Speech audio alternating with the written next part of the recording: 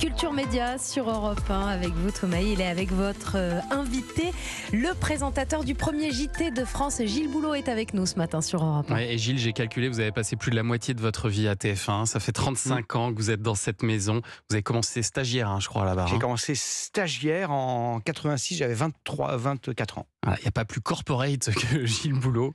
C'est pas de ma faute, cette maison est passionnante et elle m'a donné tout ce à quoi j'aspirais en termes de reportages, de rencontres. Pourquoi changer quand on est bien ? Et puis ce qui est fou, c'est que vous avez été appelé un jour en urgence pendant vos vacances pour venir présenter le journal parce que Laurence Ferrari démissionnait.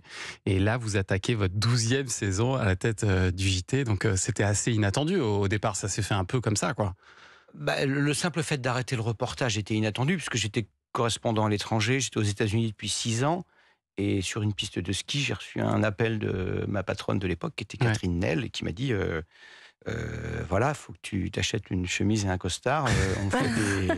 On fait des tests dans 3 jours. Donc voilà, donc on a fait les tests. Et puis ma vie a changé. Je suis rentré des États-Unis et j'ai présenté le journal.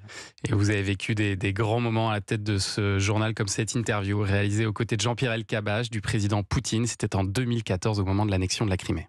Je voudrais qu'on parle des États-Unis. Dans quelques jours, vous serez à côté, à quelques mètres, de Barack Obama. Apparemment, il ne souhaite pas vraiment vous parler. Comment les choses vont-elles se passer entre deux des plus grandes puissances du monde ?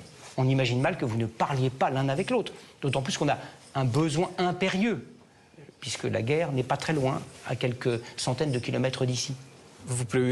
D'abord, je pense que vous exagérez un peu en disant qu'une guerre approche. Vous êtes un peu agressif comme journaliste. Pourquoi pensez-vous qu'une guerre approche ? Pourquoi essayez-vous de faire peur à tout le monde ? Parce que l'Ukraine n'est pas loin d'ici.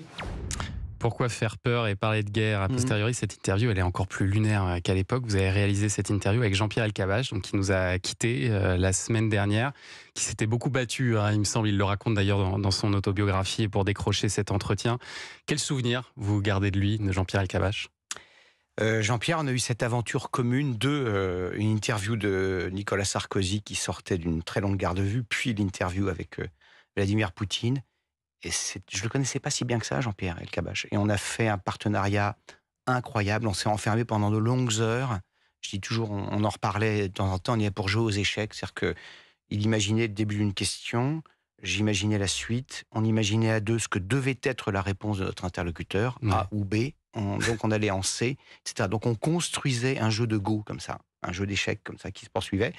Et on a passé des heures et des heures à boire du thé, à dire voilà, si tu dis ça, Poutine, c'est pas possible, il va s'échapper par cette porte-là, il va t'annoncer ça. Donc fais ça, fais ça. Et après, il y avait, ce qu'on a très bien entendu à la seconde, là, le jeu à deux. Une interview à deux, certes, c'est pas facile, mais c'est incroyablement productif.